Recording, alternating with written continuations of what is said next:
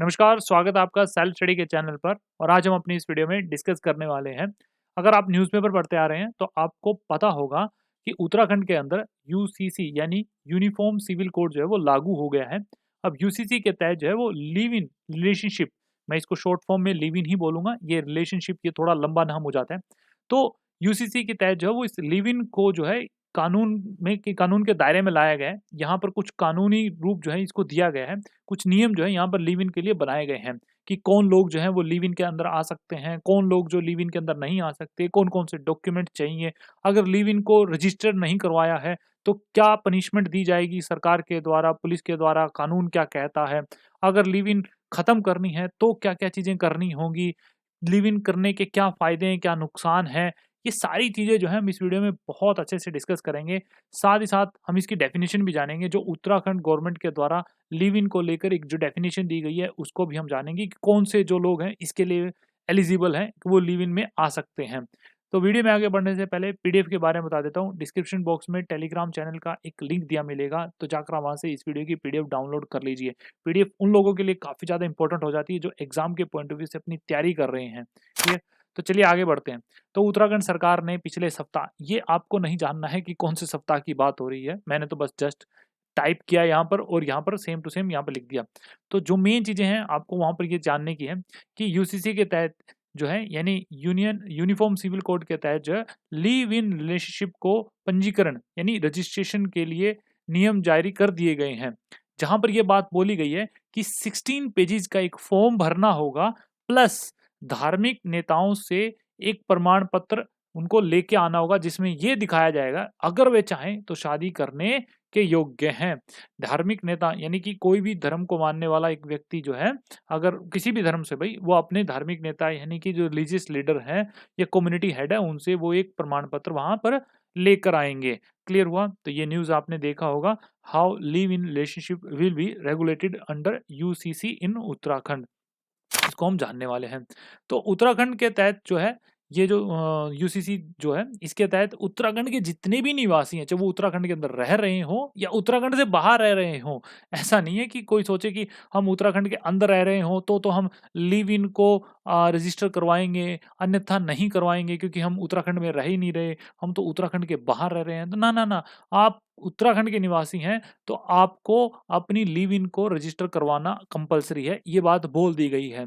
Chief minister Pushkar Singh Dhami ने कहा कि भाई क्यों जरूरत पड़ गई। उन्होंने कहा देखिए, जो डोमेस्टिक वायलेंस है, डोमेस्टिक क्राइम है, तो वहां पर जो मैरिजेस में होता है उसके लिए तो कानून है, लेकिन यहाँ पर कानून नहीं है। तो उसको एक तरीके से कम करने के लिए यहाँ पर हम यूसीसी लेकर आ रहे हैं, यानी यूसीसी क्या, लिव इन के लिए कानून लेकर आ रहे हैं।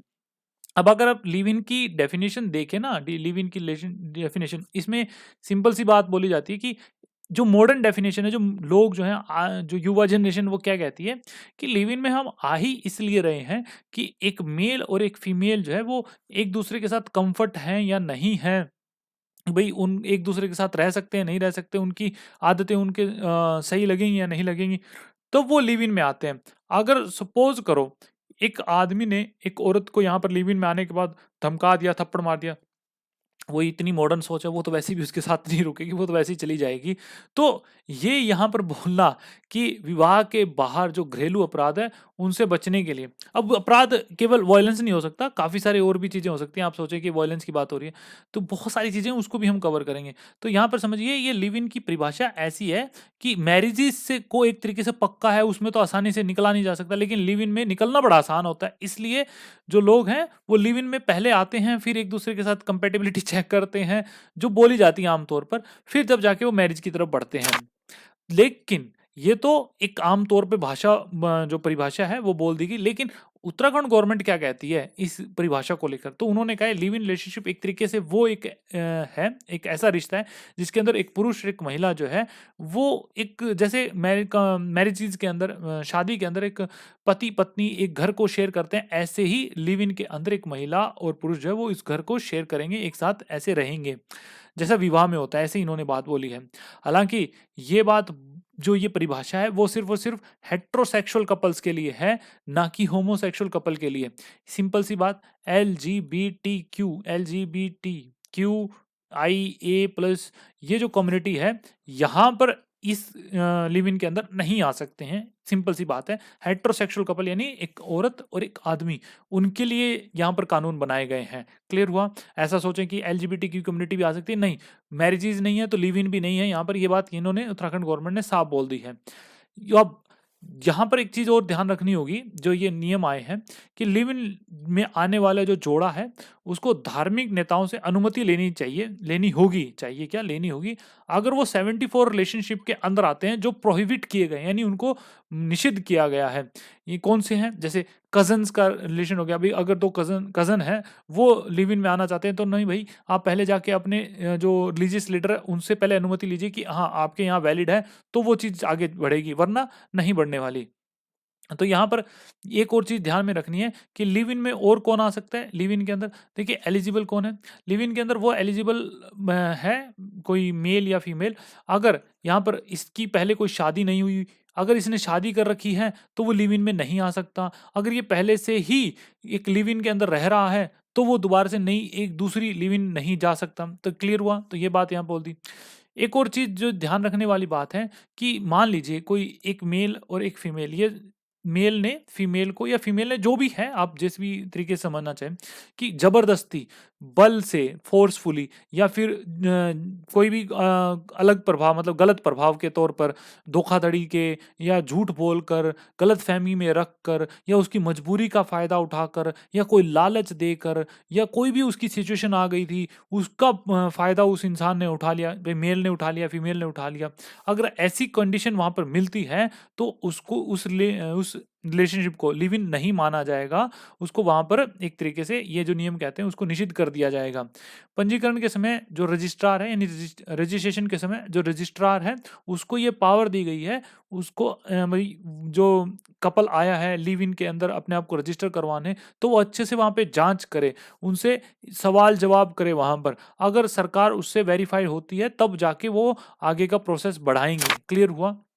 लिव इन जो है कैसे नियंत्रण करता है, यूसीसी जो है वो लिव इन को कैसे नियंत्रण करता है और कोई लिव इन के अंदर कैसे रजिस्टर करवा सकता है। देखिए कानून के अनुसार व्यक्तियों को ऐसे रिश्तों में प्रवेश करने के लिए, देखिए अगर कोई लिव इन में आ रहा है तो लिव इन के अंदर आने के 1 महीने के अंदर अंदर कोई लिव इन के अंदर एंटर कर गया, मान लीजिए 1 जनवरी को, तो उसके पास 30 जनवरी तक का टाइम होता है कि वो 1 महीने के अंदर, मतलब 31 का महीना होता है, तो 31 का आपको 1 महीने का टाइम यहाँ पर दिया जाता है कि आप अपनी जो लिव इन है उसको रजिस्टर करवा सकते हैं वहाँ पर। क्लियर हुआ? अब ये बात बोल दी यहाँ पर। यदि ऐसा होता है तो अगर किसी ने अपनी लिव इन को ख़त्म कर दिया तो उसका भी वहाँ पर ब्यौरा देना होगा कि हमने हाँ लिव इन जो है वो ख़त्म कर दिया। तो आप आते हैं तो बताना होगा, आप जाते हैं तो भी बताना होगा। तो ऐसा क्यों? तो सरकार का ऐसा कहना है कि ये सिर्फ़ हम रिकॉर्ड रखने के लिए बोल रहे हैं कि भई हमारे पास रिकॉर्ड आ जाएँगे ना। हालाँकि रजिस्ट्रार जो है वो इन रिकॉर्ड्स को जहाँ पर ये कपल रह रहा है वहाँ के स्थानीय स्टेशन में भी भेज सकता है, पुलिस स्टेशन में भेज सकता है। और साथ ही साथ अगर कोई 21 साल से कम की एज का है तो वहाँ के उसके जो माता-पिता हैं या जो उसके लोकल गार्डियन हैं उनको भी ये बात बताएगा। पंजीकरण जो है वो, यानी रजिस्ट्रेशन जो है वो ऑनलाइन, ऑफलाइन दोनों तरीके से होगा। ऑनलाइन तो मतलब ऑफलाइन में जो बात बोली गई है उसके अंदर 16 पेजेस का एक फॉर्म भरना होगा, साथ ही जो सपोर्टिंग डॉक्यूमेंट है वो भी लगाने होंगे और रजिस्ट्रार से फिर संपर्क, अपने जो लोकल जो रजिस्ट्रार है, जो भी अधिकार क्षेत्र का जो रजिस्ट्रार है, वहाँ पे जाके उनसे संपर्क करना होगा। रजिस्ट्रार क्या करेगा, वो आवेदन ले लेगा, 30 दिन के बाद अंदर तो उसको सत्यापित करेगा कि हाँ सब सही है। अगर सपोज भाई कोई डॉक्यूमेंट आपका मिस हो गया हो, कोई भी गलत जानकारी वहाँ पर गलती से लिख दी गई हो, तो क्या होगा, उसको अस्वीकार या रिजेक्ट कर देने के बाद 30 दिन का बाद आपको मतलब टाइम मिलेगा। 30 दिन के बाद नहीं, 30 दिन का उसी के तहत, मतलब मान लीजिए 1 फरवरी को रिजेक्ट कर दिया तो आपके पास 1 महीना है, 30 दिन है आपके पास, आप वापस से अपील कर सकते हैं उसके लिए। क्लियर? तो कौन-कौन से दस्तावेज़ चाहिए, ये भी काफ़ी इंपॉर्टेंट बात हो जाती है कि डॉक्यूमेंट्स क्या-क्या चाहिए होंगे। तो एक तो ऐज प्रूफ चाहिए आपको, भई आपके एजुकेशन सर्टिफिकेट दे दीजिए, उसमें ऐज होगा 10th के लिए, होता है ना? तो उसमें ऐज प्रमाणित हो जाएगी। उसके अलावा अगर कोई व्यक्ति 21 साल से कम है तो उसके माता-पिता को वहाँ पे इन्फॉर्म किया जाएगा। फिर निवास प्रमाण, ऑब्वियसली उत्तराखंड में आया तो वहाँ के निवासियों के लिए तो वहाँ पे तो उनको अपना निवास प्रमाण पत्र तो देना होगा। तो डोमिसाइल हो गया या रोजगार प्रमाण पत्र हो गया या उत्तराखंड में 1 साल या उससे भी टाइम से अधिक से रह रहे हों, तो उन लोगों के लिए क्या होगा, बिजली का बिल हो गया, पानी का बिल हो गया, पासपोर्ट है या किराए या रेंट एग्रीमेंट है, वो सारी चीज़ें जो हैं वो यहाँ पर प्रोवाइड करानी होंगी। मतलब सारी नहीं, इनमें से कोई एक चीज़ आपको मिल जाए। तो कोई इतना हार्ड रू ये तो हार्ड डॉक्यूमेंट तो है नहीं, मिल जाएगा, ये भी कोई हार्ड डॉक्यूमेंट नहीं है। लेकिन यहाँ पर ये चीज़ देखेंगे ना, तो क्या होगा कि कोई लिव इन में जा रहा है, तो उसको अपने जो हिस्ट्री जो है रिलेशनशिप की वो भी बतानी होगी। मतलब कि भाई अगर उसकी तलाक हुई है तो तलाक बताओ कब हुआ था। अगर उसकी शादी हुई थी, शादी जो है वो अमान्य घोषित कर दी गई, तो वो अमान्य घोषित हुई हुई बताओ भाई कब हुई, कैसे हुई, वो सारी चीज़ें वहाँ करनी होंगी। फिर अगर पति-पत्नी की मृत्यु हो गई है, तो पति-पत्नी में से किसी के मतलब वो डेथ सर्टिफिकेट वहाँ पे बताना देना होगा, या पुरानी लिव इन में थे, उसका भी प्रमाण देना होगा कि वो खत्म हो गई है, तो ये सारी चीज़ें शामिल हैं। अब यहाँ पर एक विवाह की अनुमति का प्रमाण भी देना होगा। देखिए धार्मिक जो नेता हैं, यानी कि जो भी रिलीजियस लीडर है, कम्युनिटी हेड है, जो भी कंसर्न्ड ऑफिशियल जो भी है वहाँ पर धर्म से रिलेटेड, तो वहाँ से आपको एक उनके रीति रिवाज के अकॉर्डिंग एक प्रमाण पत्र लेना होगा कि हाँ, अगर हम शादी करना चाहें तो हम शादी भी कर सकते हैं। ये सारी चीज़ें वहाँ पर करनी होगी। और हालांकि जब तक ये वीडियो बना रहा हूँ, ऐसा नहीं है कि इतना मुश्किल है, कोई मुश्किल नहीं है। एक कपल ने, जब तक मैं वीडियो बना रहा हूँ, एक कपल ने अपने आप को रजिस्टर करवा दिया है, और 6 एप्लीकेशन जो है उत्तराखंड के अंदर अभी चल रही हैं। उनमें से एक कपल की मतलब ओके हो चुका है, वो लिव इन के अंदर जा भी चुके हैं। क्लियर हुआ? अब क्या लाभ होंगे? भई आपने यूसीसी के तहत ला तो दिया, इसको कानून के अंदर तो ला दिया, लेकिन इससे फ़ायदे क्या होंगे? क्या बेनिफिट होने वाले हैं? तो यहाँ पर एक चीज़ आपको समझनी होगी, काफ़ी एक अरे क्या हो गया इसको? चल रहा है ना? हाँ, ठीक है। हाँ, अगर किसी महिला को उसके लिव इन पार्टनर ने छोड़ दिया, भई वो लिव इन में रह रहे थे, अब उसको निकाल दिया, "चल निकल यहाँ से, मैं नहीं म करता तेरा ये फलाना-फलाना" जो भी उसने बोल दिया, तो वह क्या होगा, वो मेंटेनेंस माँग सकती है। जैसे शादी के अंदर होता है सेम, वैसा यहाँ पर कर दिया गया है। क्लियर हुआ? तो यानी कि जो शादी के अंदर होता है ना कि भरण-पोषण से संबंध, ये सारी चीज़ें जो है वो शादी के अंदर लागू होती है, सेम चीज़ें यहाँ लागू कर दी गई हैं। कानून में ये भी कहा गया है कि अगर लिव इन में कोई बच्चा पैदा भी होता है तो उसको वैध माना जाएगा, उसको वैलिड माना जाएगा। मतलब यहाँ पर अगर उसको मतलब जो भी अधिकार मिलते हैं शादी के बाद जो बच्चे पैदा होते हैं, वही सेम अधिकार जो है उस बच्चे को मिलेंगे जो शादी के मतलब बाहर पैदा हुए हैं। क्लियर? नियमों में यह भी कहा गया है कि जब तक लिव इन का प्रमाण या अंतिम प्रमाण पत्र उपलब्ध नहीं होगा, तब तक कोई मकान मालिक, देखिए एक कानून जो है वो उत्तराखंड में एक जो है वो लागू किया गया है, वो ये कि कोई मकान मालिक जो है वो तब तक किसी भी अनमैरिड कपल को मकान नहीं देगा जब तक उनके पास कोई सर्टिफिकेट नहीं होगा कि वो लिव इन में, ये कानून बना दिया गया है। तो अब अगर उन्होंने रजिस्ट्रेशन नहीं करवाई और वो किराए के लिए गए किसी मकान में, तो वहाँ पर वो मकान मालिक उनसे सर्टिफिकेट माँगेगा तो उनके पास नहीं होगा, अनमैरिड कपल हैं, तो अब क्या होगा, सर्टिफिकेट ना होने पर उनको मकान नहीं मिलेगा। लेकिन अगर उनके पास यहाँ पर ये रजिस्ट्रेशन है, उनके पास ये सर्टिफिकेट है, तो किराएदार जो मकान मालिक है उनको किराए पे रखने के लिए मतलब मना नहीं कर सकता इस बेस के ऊपर कि भाई तुम शादीशुदा नहीं हो। क्लियर हुआ? अगर कोई पंजीकरण कराने में विफल हो जाता है तो क्या? अब होता है ना कइयों के दिमाग में उलट-पुलट सवाल चलते रहते हैं, अरे हम करवाएँगे नहीं, हम किसी को बताएँगे ही नहीं, तो क्या हो जाएगा हमारे? तो यहाँ पर देखिए, यूसीसी के तहत ये बात बोली गई है, अगर लिव इन के अंदर गए और 30 दिन के अंदर रजिस्ट्रेशन नहीं करवाई, अगर उसके अंदर विफल हो गए, तो भई आपको पनिशमेंट का सामना करना पड़ जाएगा। दोषी पाए जाने पर क्या होगा, मजिस्ट्रेट जो है उस व्यक्ति को 3 महीने तक की जेल और साथ ही साथ 10,000 जुर्माना, मतलब दोनों कर सकता है, या फिर 10,000 जुर्माना भी लगा सकता है, या फिर 3 महीने की जेल भी कर सकता है।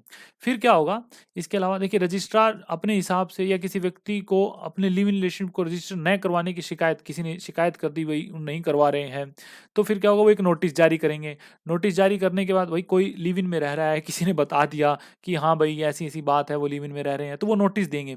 नोटिस गया उसके पास, नोटिस जाने के बाद उसने उस नोटिस की भी कोई परवाह नहीं करी।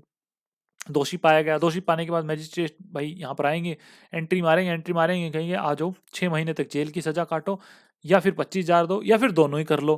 क्लियर? अगर किसी व्यक्ति ने ऐसे किसी झूठी शिकायत दी थी, तो क्या होगा? देखिए झूठी शिकायत होगी तो एक बार तो उसको वार्न कर दिया जाएगा, भाई सुधर जा, ये ज़्यादा एक्टिंगबाजी मत कर, किसी को परेशान मत कर, कोई रह रहा है तो रहने दे वहाँ पे।